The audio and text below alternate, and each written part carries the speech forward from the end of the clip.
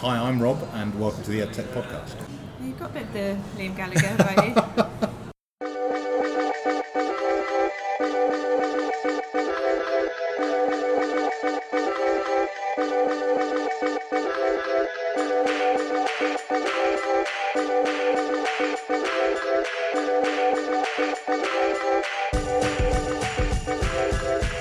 Hello everyone, and welcome to this week's The Edtech podcast.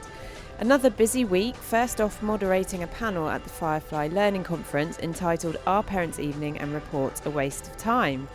In this discussion with teachers, head teachers, computing academics and parents, we looked at the role of continuous reporting, what is happening in industry with the step back from one-off and tense appraisal meetings, and considered how to build genuinely impactful face-to-face experiences between students, parents and teaching staff. One interesting idea was the idea of flipped parenting, providing parents with the generic data more easily so that Parents' Evening can talk through the child's development more personally. This brought me on to discussing accessing my own son's development at the nursery and uncovering that they are thinking of using a platform called Tapestry, which may make accessing information easier. Sometimes asking a question uncovers a whole new world. The panel ended before questions due to an impromptu fire alarm, with me helping to evacuate 400 people from the Rep Theatre in Birmingham. Congrats to Firefly on a great event, with Lord Knight keynoting and drawing on some of Linda Grattan's excellent work on how to live to 100. Last night I was at the latest demo day from UK Accelerator Emerge Education, with a really solid round of entrants, and especially pleasing to see special educational needs and literacy covered off in a sector which doesn't always recognise these areas as readily as those in the investment-friendly STEM subjects. I'm looking forward to finding out more, and the aim of WAND and data are especially interesting in the context of this week's discussion. Congrats also to past cohort members Easy Peasy, who just released their efficacy study trials with Oxford University after intensive randomised control test in the early years space. A few quick updates to go. First off, I'm delighted to announce 2 more media partners working with the Edtech podcast. First up, for those interested in EdTech publishing and content, FutureBook 2016 and the Bookseller, in collaboration with EdTech Exchange, are offering listeners a 20% discount on FutureBook 2016 tickets. You can register at www.thebookseller.com/FutureBook 2016 and enter promo code podcast20. The event runs on Friday, 2nd of December in London. Next up, I'm delighted to announce that the EdTech podcast will be joining ASU GSV as collaborative partners. If you're not familiar with ASU GSV, it's the combination of Arizona State University and GSV partners broaching the subject of education innovation, and previous speakers have included Bill Gates and Condoleezza Rice.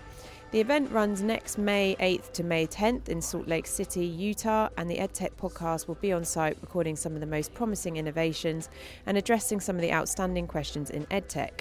More details are available in the show notes. If Nordic adventures are more your thing, and I'm pointing at you now, Sam, at EdTech Exchange, then you'll be pleased to know I'm chairing the Nordic EdTech Conference on the 8th of December. If you'd like to find out more or join over 100 innovators from universities across the Nordic region, details and links are in the show notes. And finally, if you're into supporting young entrepreneurship and you're in London, you should get along to Julian Hall's Ultra Kids event at Here East on Sunday the 4th of December, featuring entrepreneurs as young as 8. Here East Education Manager Giselle Nanda will also be about saying hi.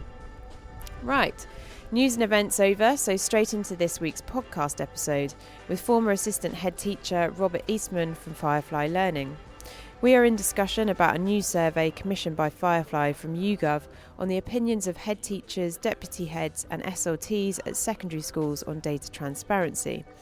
In this episode, we cover what data do senior leadership teams want to access in real time, how are leaders tracking school-wide progress, and how are schools overcoming transparency, security and time allocation issues.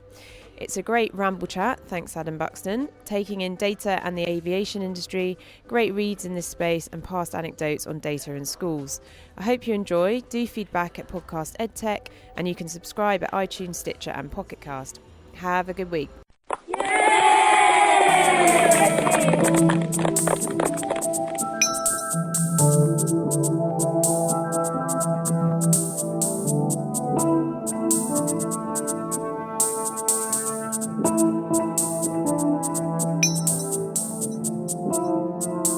Okay, so So today we're in King's Cross and I'm here with Rob Eastment, Client Experience Manager at Firefly Learning.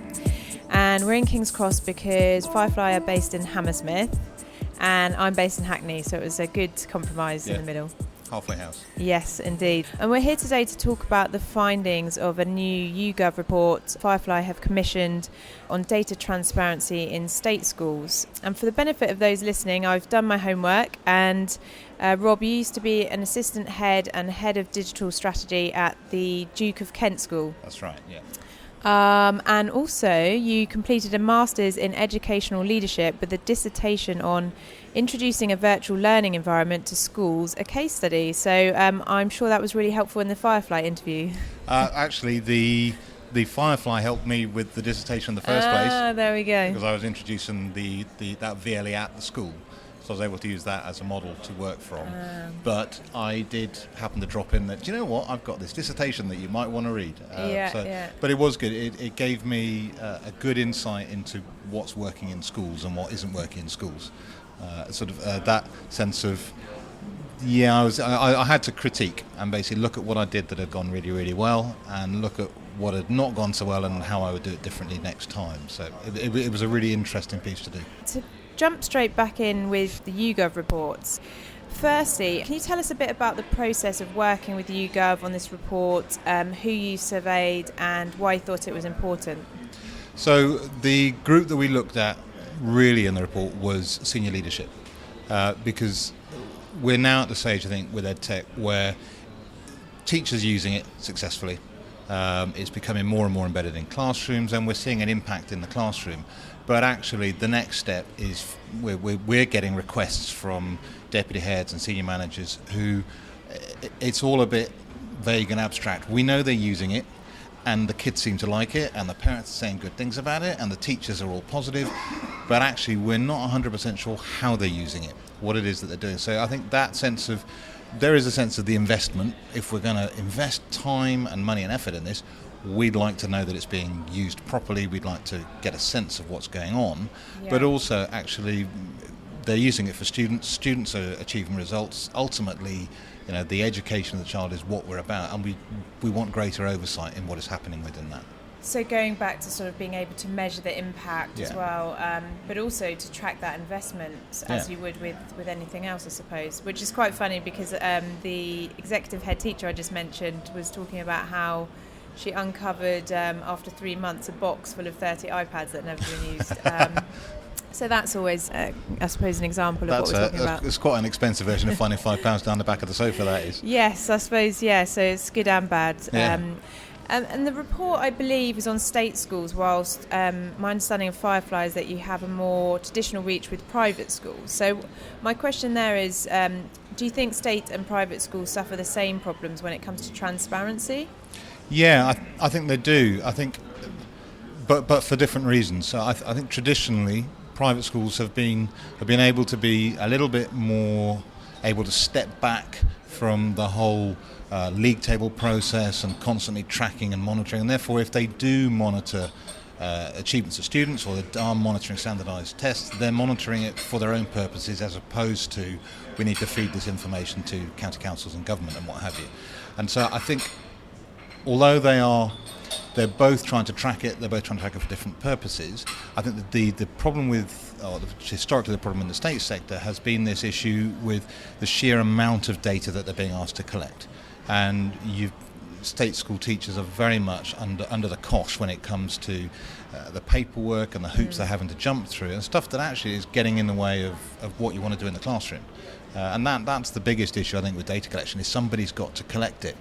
And ultimately, you need the time to collect it, or you need a process that allows you to collect it easily, and you've got to have a really good reason for collecting it. And, if I'm a classroom teacher, me providing all my homework sort of feedback and results and book scrutiny and all the lessons I do, if I'm providing that simply with the thought that actually they're going to look at this and they're going to give me grief over it, well then why on earth am I going to bother collecting it?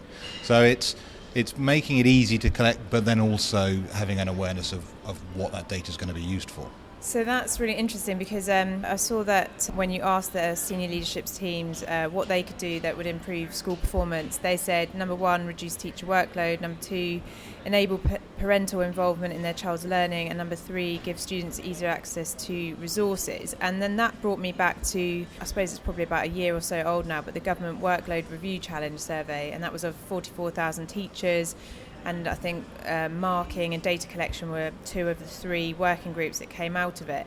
And what they found was that current data collection processes were very all-consuming for teachers. So, and exactly what you said, perhaps people are collecting these huge swathes of what, in inverted commas, big data, but not really with the view of why is this useful, or it's just ticking boxes. So, in that sense of things, how can we make data become part of the solution with workload, not part of the problem in teachers' minds? So I think there's two strands to this. There's first of all, schools are already collecting a vast amount of data, and they're doing it actually as part of their day-to-day practice. So whether it's from external exam results, GCSEs, A-levels, any of those, whether it's from standardised testing that schools are doing with CAT testing or NFER testing or any of those things, that data is all being collected. Homework data is all being collected. Teachers are marking their books. So the homework that is set is there, the student's performance on it is there, and then the feedback that they're receiving from the teacher is there. So it's finding a system that allows you to collate all of that information very, very easily. We were chatting about the aviation industry and that whole black box process, and the amount of data that they're collecting about what the aircraft is doing, what the flight crew is doing, is astronomical. But they do it in such a way that it never impinges upon the actual flying of the aircraft. I mean, even down to the point they're recording the conversations that the crews are having in order to try and get some sense of why did they make that decision? Why did they take that action? And I think that's the trick, is being able to collect the data such that the teachers aren't having to do more to hand it over to you.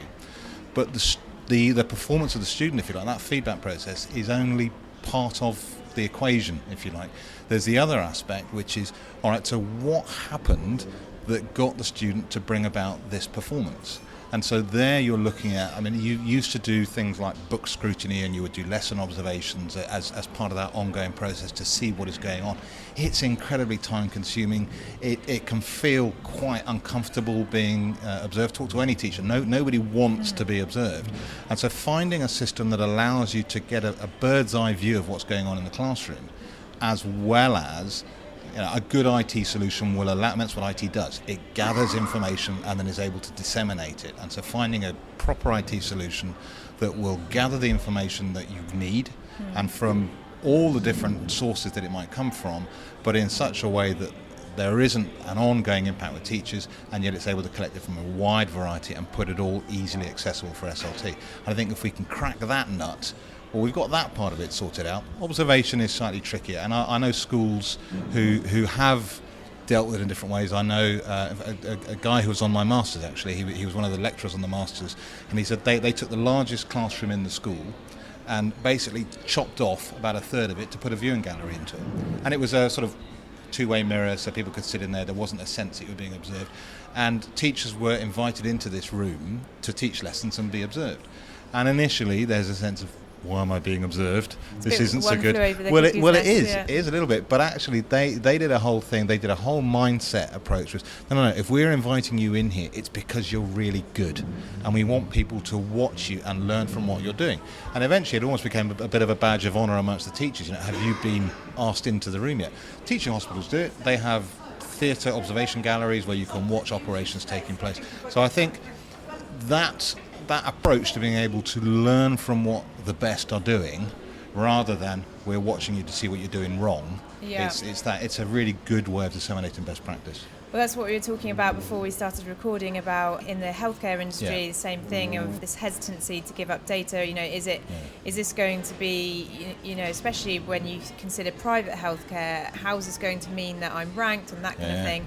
And actually, the flip side of that is there is this huge move in patient safety to make data more transparent and give ownership back to whether it's heart surgeons, and it's a big move in terms of being brave to put that out there, but at the same time, if you're the actual patient in that situation, that's the least that you want, really. So the impact of it can be huge. I mean, again, looking at the whole, the airline black box, and it was about 1912, aviation fatality rates were running about 25%. So, you had a 1 in 4 chance of dying if you went in the air.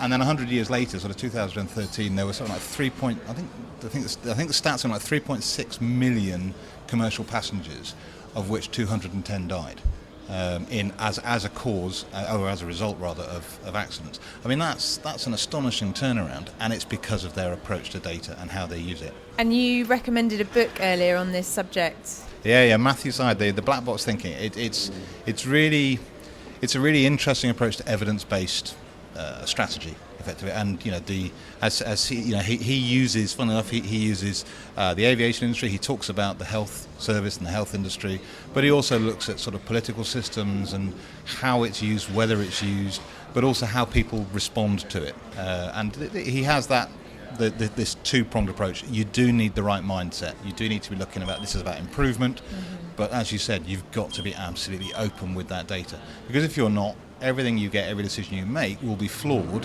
because you haven't got the whole picture. And so I suppose there's a fear factor potentially from teachers, is this data, is it a persecution thing, or is it to help improve my practice? On the flip side of that, I suppose, how can transparency help with student well-being and mental health care?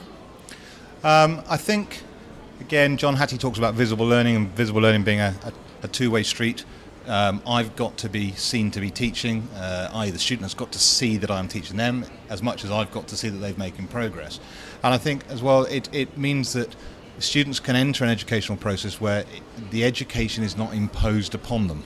They have a better understanding of why they are doing these tests, why we are tracking their performance, and then how that is impacting upon their ability to progress. And that's not just your bright students, that's potentially your disaffected students who are dragged into school because the law says I have to. But actually, if I can see why this is important, why this might start to work for me, then potentially I'm much more likely to be engaged in the whole process. It removes some of the stress from it because it removes some of that unknown. If students can see that it's perfectly normal for grades and results to go up and down, that's what they do. And in fact, if you're achieving nothing but A stars consistently and nothing else, then am I doing my job correctly? Shouldn't I be challenging you a bit and giving you things where actually you're going to find it harder? You're not always going to be hitting top performance. So you're learning the importance of failure, if you like. There was a quote I came across recently, which was this idea of failing forward. And I mean, I was a science teacher, so for me, every failure is simply a step along the path to getting the right answer. But I think a lot of students are so tied up with this idea of success, the importance of success, that failure is massively stigmatised, and yet it's an important part of that process. And if they can see the data and they can see their performance and they can understand that, that's fine, you blipped in that one, but we know why, and we can look at what we need to do in order to rectify that and then move it forward again. It's more transparent, it's more open, it's not a sense of what is going on, I don't understand what's happening to me, I don't understand why we're doing that. You should start to feel a little bit less stressed, a little bit more comfortable with that process. You're engaged in it better. Okay. So just going back to some of the report findings, 47% of senior leadership team disagreed that the schools were using their existing technology successfully, in the sense of there wasn't the uptake of those technologies or tracking of that having a positive impact. So my question to you is, whose fault is this? And because the investment continues, although it is slowing down, it does continue. So if that investment is going to happen anyway, how can we make sure that the impact and the use of that technology happens in a better way? Fault's probably quite a hard word to throw at people, but I think there is a perception that IT and computers are the universal panacea, and if I buy enough computers and I buy enough iPads, everything's going to be fine.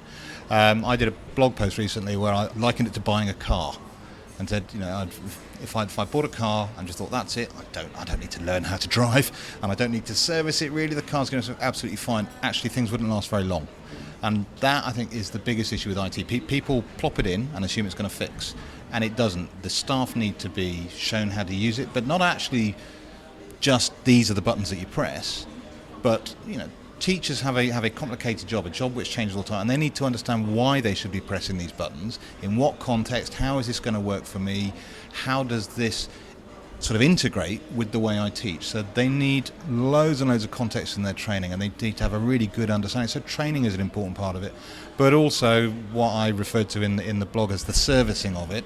You need a team that's going to run it for you. You need a team, and it might be, if you've got a cloud-hosted solution, then that side of it might be fairly minimal. But you need to make sure that all of the other bits of your network that tie in with it are all running successfully, so that your cloud-hosted solution works successfully. So there's two sides, and I don't think it's at fault. I just think it's potentially a lack of understanding that I can put this in, but I need to support it. In the same way that if I bring an NQT in to school, I can't just plonk them in a classroom and off they go. They will need support, and they'll need guidance in those first few years. And do you find that most of that CPD in the schools that you work with comes internally from within the school, or is sourced externally? It depends a lot on the school, and it depends on their budget. It depends on their time. So CPD is a really difficult thing with schools, because it tends to be very cyclical. All CPD tends to happen at the start of term, which means that, from our perspective, suddenly pretty much every school we've got wants trainers at the start of term, so that's not without its issues. Finding time in a working day, a busy, long working day, can be difficult at any other part of the term. So we find that we have some schools where you've got a project lead who is really switched on, really clued up, knows what they're doing. They will go in and do a lot of CPD themselves. Yeah. But in other schools where potentially that individual is very, very time poor, and it might not be a lack of ability or a lack of confidence, it might just be, do you know what, I don't have the time to do this. So they'll get somebody in to do it. Sometimes it's, we want to see latest best practice. And that's where an external agency is in a really good position, because they visit lots of schools. They see what lots of schools are doing, and they're able to kind of disseminate that information around. So a lot of it will depend on where the school is, within their IT journey, if you like, and what it is they're hoping to achieve. So we've done sessions on just sort of standard Firefly use, if you like, but we've also done days where we've gone in and looked at schools launching flipped learning. So we've gone in and said, okay, well, here's flipped learning, let's introduce it to the staff, and now let's show you how Firefly can help you achieve what it is that you want to with that flipped learning strategy. Yeah. It's conflating technology with pedagogy, and they're not. So I read recently is that pedagogy is the driver, should be the driver behind anything you're doing in school, but technology can act as the accelerator. And that's the issue, is that you need a really good teaching strategy that you're going to take, and then you look at how technology can help you support that, accelerate it, really achieve it to the nth degree, but it won't replace that original teaching strategy. You need to have that solidly underpinning it. So you referenced John Hattie earlier on, and again in the report he's also referenced how using data in instructional decisions can lead to improved learner performance. But the findings of the SLT that you surveyed is that 48% disagreed that currently data used allowed them to assess the quality of teaching and learning. So what's the disparity? Why is that caused? So it's if I go back to the thing we said earlier about that two-sided equation, that most of the data that's being collected easily is the summative data. It's that end point data, and that doesn't really tell you anything about the process that's led up to that. And so we need to find a way to see what it is that teachers are doing. There's another black box, which is, I think it's called Inside the Black Box publication, where they look at the classroom as a black box. No one really knows what goes on. And you feed in all these inputs, your teacher and your students, and we measure all these outputs, the performance, the achievement, the results the students are achieving. But what happens in there, it's magic. Nobody really knows, except possibly the teacher. And sometimes, I've taught lessons where it's gone like a dream, and I haven't got the faintest idea why. I've got no idea what I've done differently. It's like much of life, I think. Yeah, absolutely. It's a fantastic experience when it happens, but you want to know why. You want to replicate it, and I think that's the data that we're missing. It's all very well knowing what happened, but we want to know why it happened, and that is by its very nature, that is time consuming. You need to go in and watch them in action. Now, whether you have an observation gallery type arrangement that you set up so you can watch them, whether you have a room that is set to film so that you can film a lesson taking place from various angles, that's quite a nice approach. You don't have to be there and sit there for an hour. but you can watch it at a time that suits you, but also you can share that with other staff within the school very quickly and easily, rather than them all having to come in and watch somebody at work. And potentially with the student, if it's reminding people about the lesson content, that kind exactly. of thing. There's a section of the report called Engaging Parents, where 49% of the SLT asked said they disagreed with their technology solutions enabling parents to be fully involved with their child's learning. My provocative question here is, if you had your way, would you get rid of Parents' Evening? And not because we want to not communicate with parents, but because we want to communicate with them better. I guess the equivalent's happening in industry, where some are getting rid of the idea of having a yearly catch-up and actually just saying, oh, let's just do this every week, and that should be how we know if you're on the right track. And from my experience, I was thinking about, I have a young son in nursery, and I'd much rather know his nursery report updates via my phone or email than via a ring-backed folder which is sat on a shelf, and I have to kind of request to see that. It's not really an invited process otherwise. Yeah, I've done parents' evenings from both perspectives. I know it. I have two teenage daughters, and we've given up parents' evenings with them. We're lucky; they're both doing well. But actually, we went along to the first one, and we were there for about 4 hours and managed to see 3 teachers in that time.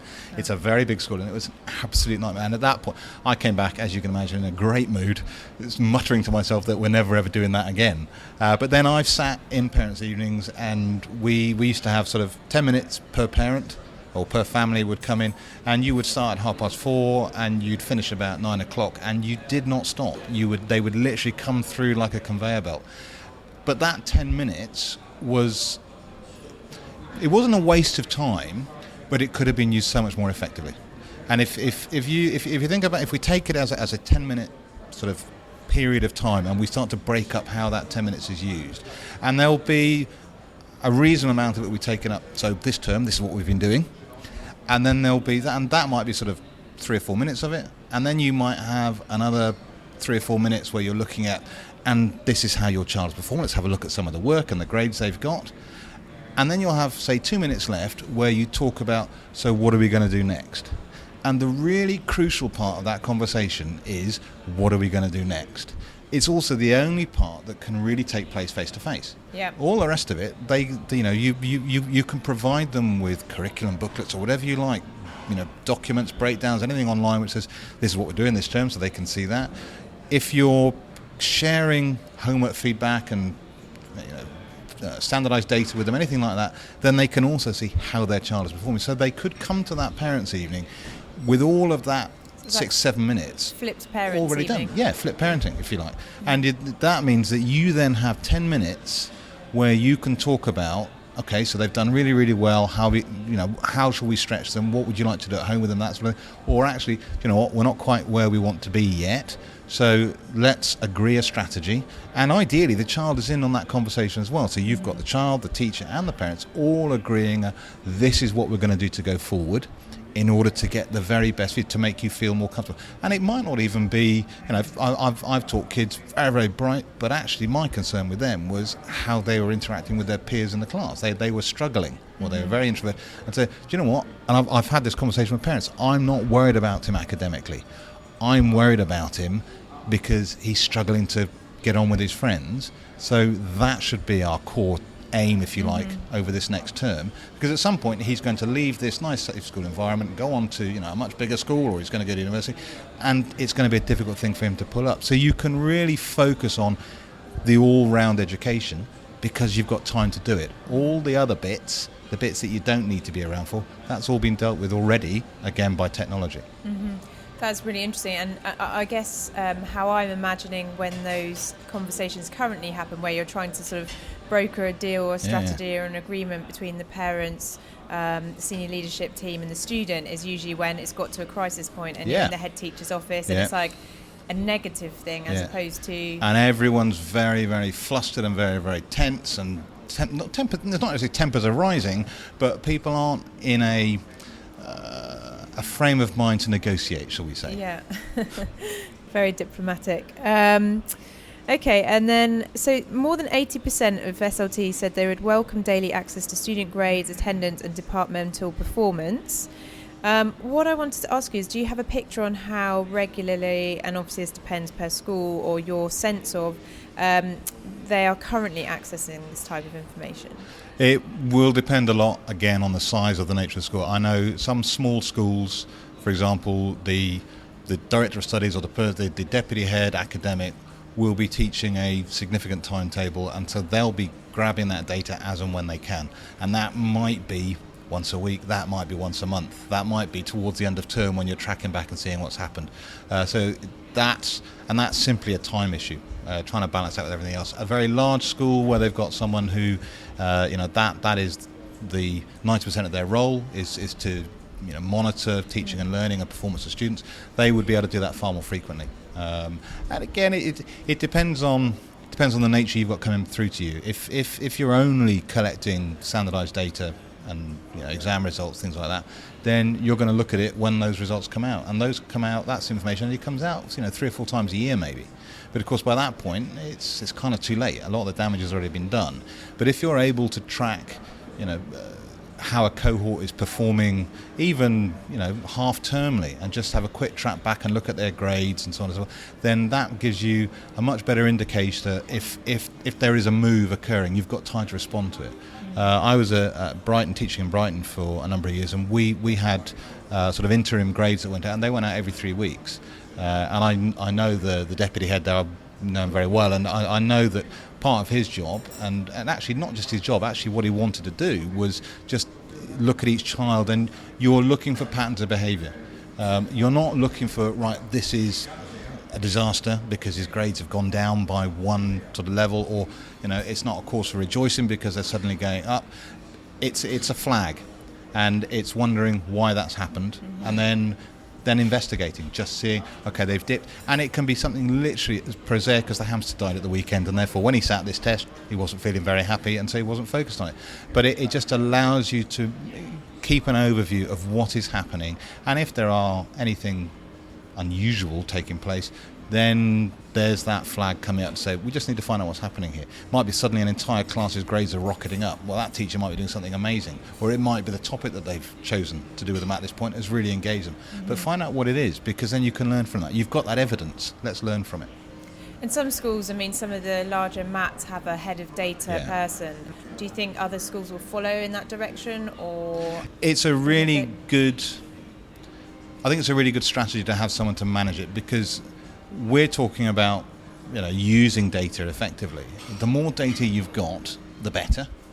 But if you've got a massive volume of it coming in, you do need someone to manage it and collate it, because otherwise it just swamps you. So you want someone who can actually collate it and then produce some sort of report which is immediately digestible. So I can look at it, and whether it's a graph or whether it's a table, whatever, but I can see what's happening without having to wade through reams and reams of data. We devised a database at the Duke of Kent when I was there. I created a database when I was there, and I did it very, very rapidly, because we used to record a lot of their interim marks on paper, and they went in files in a great big filing cabinet in the staff room, and I was trying to track how a child had been performing over a couple of years. And I go through these files, and eventually I've got the table, and I'm looking, I've got 15 separate pieces of paper on this table trying to track what has happened, and it's impossible. So at that point I was very clear, right, if I'm going to do this, I need a data solution that is going to present this for me, at least allows me to pull up a child and just pull out the relevant pieces that I want from them. And again, that's what computers do. They handle data. They handle different kinds of data, but they handle it. But I think having somebody, a data analyst, who they're not necessarily coming up with strategy from it, that might not be their role, but they are able to collate it and present it in an easily digestible format. I also read another report recently, which is BISA's ICT in Schools report, which I think has come out over the last 30 years or so. And there's a great amount that's in agreement between the two reports. But one aspect that differed is in terms of data security. Yeah. And I think half of schools said they had concerns over security, especially when it comes to cloud-based solutions. So I didn't know what your thoughts were on that, and how you're sort of dealing with relevant concerns about whether it's student data or school data. Well, there's some new guidelines I think have just been published. In fact, more than guidelines, I think schools need to adhere to them regarding the security of personal data. Yeah. We've worked very, very hard with whatever the relevant body is, and I can't remember that off the top of my head, to ensure that we are ticking every box as far as handling data is concerned. Part of the thing is, one of the things that we've got is we are not the owners of the data, but we do process it. Obviously things like, personal data regarding students and grades and things like that. But we have to have very robust processes in place to make sure that data remains secure. So, for example, when I visit a school, I don't have a login as such to go in and do training. We have a support login, which in order to access that, I have to be logged into my Google account, and my Google account has to have a particular strength password, and it's double authentication and all sorts of processes. So it can be a headache when you go into schools and you've got no mobile signal and you're desperately trying to get your text to come through to tell you what your number is. I've had the same trying to do Skype or VoIP recordings with their firewall, and it's there's obviously all these things in place, but at the same time when you're trying to convince or trying to support teachers or other educators to have the benefit of technology, there are these sort of overzealous if you're looking from a user experience point of view, barriers, then it's trying to balance the two, isn't it? I suppose? Yeah, I think a classic is YouTube, and some schools will ban YouTube for the students, and I understand why, because once you get in there, you can get all sorts of things, and you have as a school, you've got no control over that at all. And yet it's such a shame because, YouTube from an educational video perspective is getting better. It feels daily it's improving. The amount of content that's on there is absolutely fantastic. But because of the other things that are on there, schools are understandably very cautious about letting students loose on it. And there are various things about the firewalls that are in place. If you sort of wind back from YouTube, just letting the students on the internet, you will get, kids now are very, very IT savvy, and as they get older, you'll find kids who'll be spending their time trying to bypass this or bypass that in order, and they're not even necessarily doing it for nefarious means. They're doing it just because it's a challenge. Let's see if we can do this. But of course, the internet it's a huge place, and it's got everything from the sublime to the distinctly unpleasant. And I think to a certain extent you can police it in inverted commas, but I think there's also a job in education and teaching students what is not appropriate, when it might be appropriate, when it's not appropriate. And interestingly, I think students are getting better at that. I think the younger students in particular are much more savvy about controlling their online profile, making sure that they're safe online, because they've grown up with it. Whereas 10 years ago, it was a whole new thing to teenagers. They had no idea what they were doing. So as teenagers do, they were going out and making lots and lots of mistakes. Whereas I think the younger generation now are aware of these from a very early age, and they're much more savvy about it. And it's just so young anyway as a technology that even adults, we're all getting used to the etiquette of how do you manage people's expectations on email or your own data trail and that kind of thing. So how can people connect with you? At fireflylearning.com. I'm also on LinkedIn. And what about the report? How can they access that?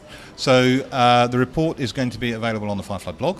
Again, we've got, if you look at all the schools and all the teachers just in this country alone, that is a massive network of intelligence out there. Lots and lots of strategies, lots of people learning and using things and doing brilliant things. And the anything we can do to facilitate that exchange in ideas means that actually we all benefit. We all move forward far more quickly.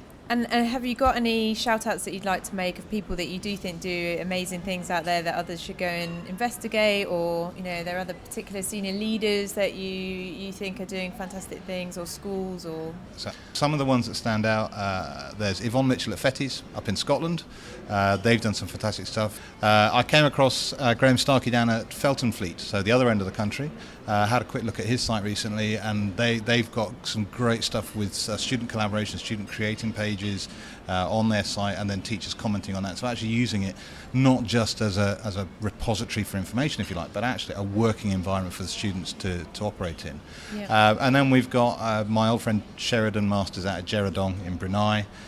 Poor old Sheridan stuck out there in Brunei, but they are doing everything from teaching and learning to running the school scuba diving club out there. Oh, wow, so nice. they've got some amazing stuff going on. And just finally, top 3 reads. So that can be non-education based or education leadership stuff, or any books that inspire you that you want to share with other people. So you mentioned the Black Box one. Okay, yeah. So most recently, Black Box Thinking. Really enjoyed that. What else? Phil Beadle has got a really amusing. Jeremy's brother. No, well, I hope not. But if you search Phil Beadle, and it's basically an irreverent guide to teaching. Okay. But he's got some really, really worthwhile points in there. Some really good stuff that he makes.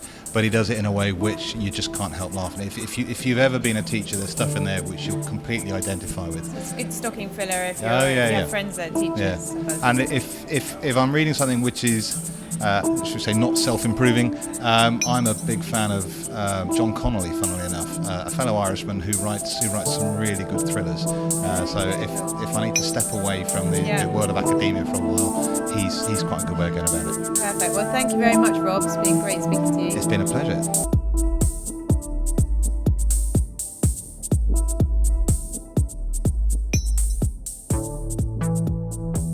Thanks for listening, everyone. If you enjoyed this podcast episode, don't forget to check out the Facebook, Twitter or Instagram feeds for extras, and have a good week. Take care. Bye-bye.